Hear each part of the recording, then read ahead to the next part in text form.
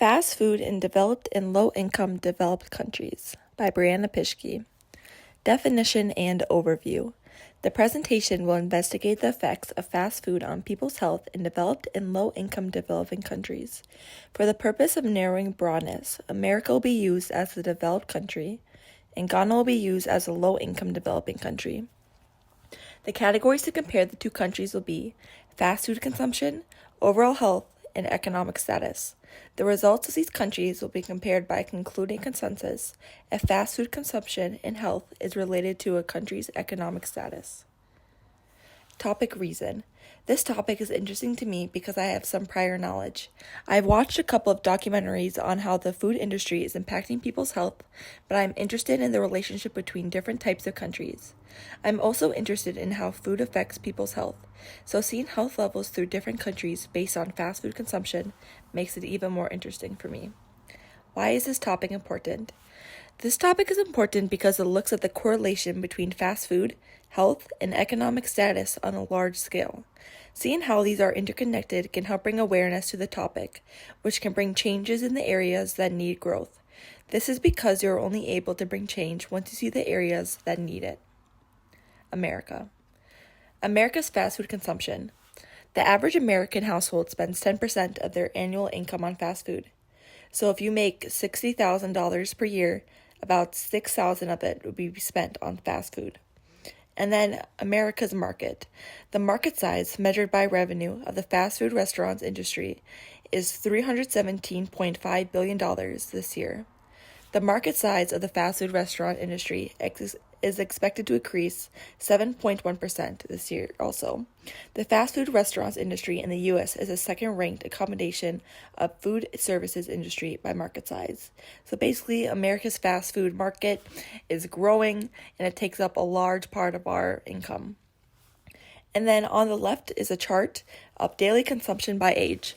So 34% of minors consume it per day, and then 49% of 20 to 39-year-old consumes fast food, and then 40 through 59 is about 38%, and 60 plus is 24%. So it's known that Americans eat a lot of fast food, and the percentage of daily consumption shows that, with 20 to 39-year-olds almost 50% of them having fast food per day. So essentially, 1 out of 3 Americans consume fast food per day. And then America's health. So from 1999 through 2000 through 2017 through 2019, U.S. obesity prevalence increased from 30.5% to 42.4%.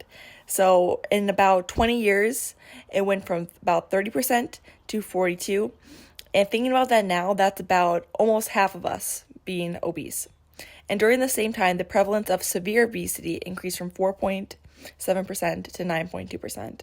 And then Americans cite the lack of time, so 22%, as their main barriers to maintaining a healthy weight. So this could be a reason why a lot of people turn to fast food, because they don't feel like they have enough time. And then on the left, I'm showing healthy BMI versus overweight BMI, with about 2/3 of Americans having an overweight BMI. And then from the last page, it was noted that 1 out of 3 Americans eat fast food. And then here it's saying that 1 out of 3 Americans are in a healthy weight range.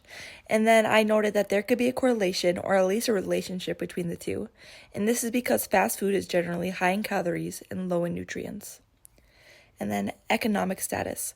Contrary to popular belief, fast food consumption rises as income rises, from the lowest to middle classes. Poverty and low income is a factor in America when eating fast food, but this shows that people ordering fast food have the ability to choose other options due to their money or economic status, but they still find themselves ordering it. The variation in adult fast food consumption across income and wealth groups is small and consistent. This means that most people, no matter the class, consume it. However, it rises with income rising. And it is undeniably cheaper to eat fast food in America. So people could reason that they are saving money eating it, but they're also hurting their health. And the bottom line is, Americans choose to consume fast food because of conveniences such as saving time and money, and also because they're able to afford it. And then Ghana. Ghana's fast food consumption. Young adults, 15 to 45 years old, were the biggest consumers of fast food in Ghana. In Ghana, the restaurant sector represents the largest and fastest growing part of the domestic economy, increasing at an annual rate of 20%. So, like America, they're also consuming a lot of fast food within ages of teenagers through adults. And then their economy for fast food is also growing fast. And then on the left is more a chart with daily consumption by classes, like economic classes and social classes. And then compared to America, which is more by ages, this one's more by income. So high income, it's about 40% eat it daily, and then middle income is about 36%, and low income is about 32%. And then at the bottom right is just popular fast food in Ghana. So food like fried rice, pizza, chicken, french fries is commonly ordered during fast food. And a lot of stuff that we have here that's also commonly used for fast food, like pizza and chicken, is also used in Ghana. So it's interesting to see how fast food consumption is almost similar in both. And then Ghana's health statistics. Ghana has shown limited progress towards achieving the diet-related, non-communicable diseases targets. The country has shown no progress towards achieving the target for obesity. And then also sodium intake and raised blood pressure are also doing worse than projected.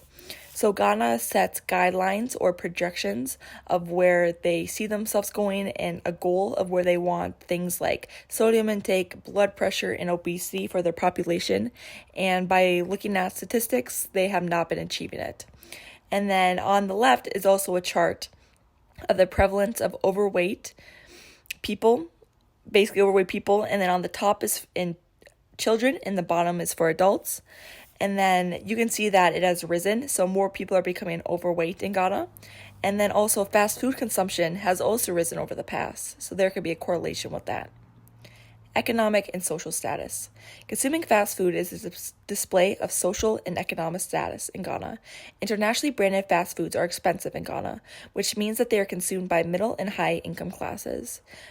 It is found that fast food brands played on long-held beliefs in which Ghanaians largely associate fast food with Western culture to capture the affluent class who want to display their wealth by consuming fast food. So, compared to people in America who choose it because they have the money and out of convenience, people here choose it to display their wealth, to also show that they have the money. But here, they use it to flaunt it, and in America, they more use it just to use it for the fact of convenience.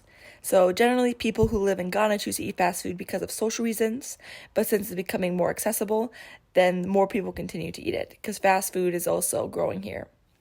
And then comparison and conclusion. So developed countries, fast food consumption, 1 out of 3 people consume fast food. Overall health, obesity, and rate-related diseases are continuing to grow.